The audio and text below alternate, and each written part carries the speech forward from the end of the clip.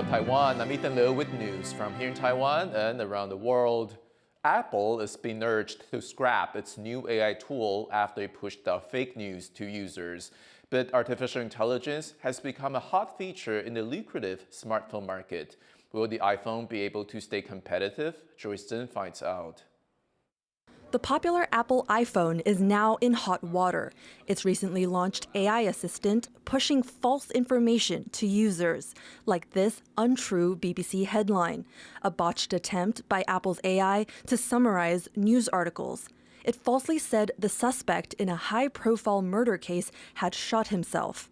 And it's not the first mistake. Last month, the bot mistakenly concluded Israel's prime minister had been arrested. Apple is now under pressure from groups like Reporters Without Borders to scrap its AI tool entirely, at a time when competition between leading smartphone brands has meant pushing out new AI features. Smartphone industry has been lack of real innovation during these years. So smartphone vendors they're trying to push theirs by some new selling points. But Apple's AI features are not available in China, the largest smartphone market in the world.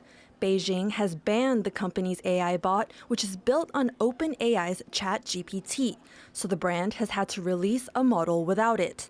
But Apple is reportedly in talks with Chinese firms ByteDance, TikTok's parent company, and Tencent to bring a local AI model to iPhones sold in China, to compete with its rival Huawei, the Chinese telecoms giant that recently launched a new flagship series with its own AI capabilities. 今天大家期待已久的史上最强大的 Mate 70来了。 But Huawei's caught in the middle of a U.S.-China battle for tech supremacy, blacklisted by Washington on top of sweeping restrictions on Chinese access to advanced chips. A closer look into Huawei's latest phone shows their development of the technology seems to have stalled. It gives Apple the chance, actually no real competitor in that segment.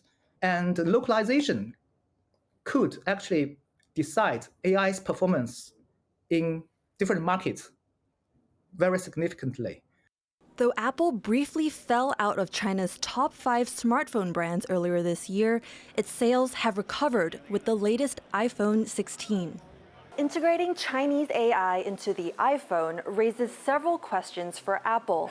How much personal data will Chinese AI companies have access to?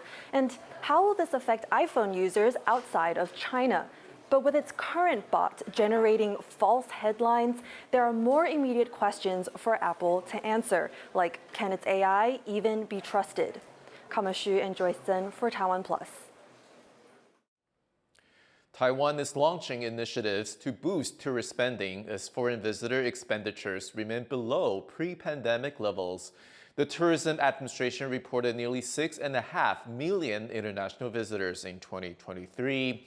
Travelers are staying longer but spending 8% less than before the pandemic. Working with the Economic Ministry, the administration hopes to drum up tourist spending by promoting Taiwan's affordable duty-free products and unique local souvenirs. Strawberry prices in Taiwan have spiked as production drops by half. Cadence Karanta reports on how climate change and pests are taking a bite out of one of the country's favorite snacks. Plump and red, and usually abundant during late fall to spring in Taiwan, strawberries are found in all kinds of desserts and drinks. But this year, strawberry season is looking a little different, with Taiwan facing a shortage after producing around 50% less than usual. That's because hot temperatures, likely influenced by climate change, as well as pests and diseases, are causing crops to die. 2个台风前都非常的炎热，又是我们栽种期。那苗矿种下去之后呢，就比较容易死掉。那死掉重种又是慢。The shortage of strawberries has caused prices to soar in Taiwan, with 1 kilogram of strawberries now costing over $30, and meaning some are choosing not to use the fruit on their desserts.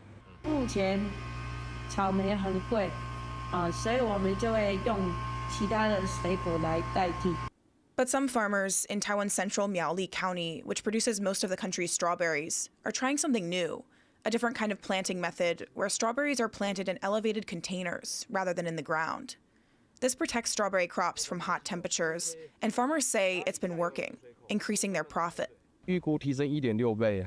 再来，我们因为气候的影响。 Farmers say as more strawberries grow, prices will return to normal, likely after Lunar New Year.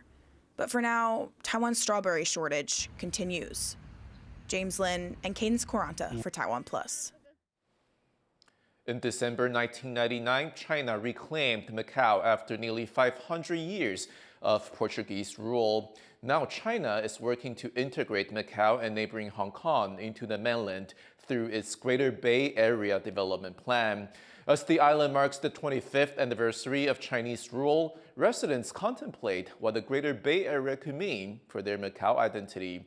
Sonia Schlesinger reports. On the southern tip of China, a unique blend of east and west. A former Portuguese colony, now back under Chinese rule. Over centuries, Cantonese and Portuguese culture have mixed here in Macau to create a unique identity and a language that some locals speak to this day.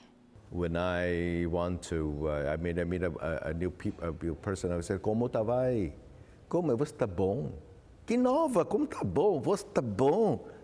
Onde já vai hoje? Onde já vai? Onde tem hoje? Hoje? How are you?"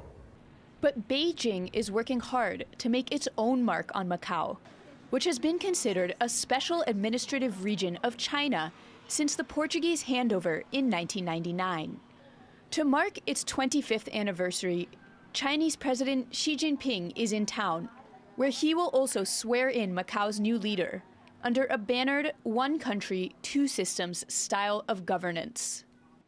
China is also breaking ground on sprawling developments here as part of its Greater Bay Area project, an initiative that links Hong Kong and Macau to neighboring Chinese cities by building projects that span the region and blurring the economic boundaries that separate Hong Kong and Macau from mainland China. Residents here know that their Macau identity may evolve as the Greater Bay Area grows. 大灣區咁。其實我又唔擔心會被大灣區去即係完全淹沒嘅。咁但係當然其實你話有一啲嘢已經喺澳門發生，係確實已經改變啦。And some believe they have a responsibility to preserve the Macanese culture for younger generations. This culture will be fading because you see. Chinese culture is very absorbing culture, and then you have this Great Bay Area thing, okay, where but just suck up everything else.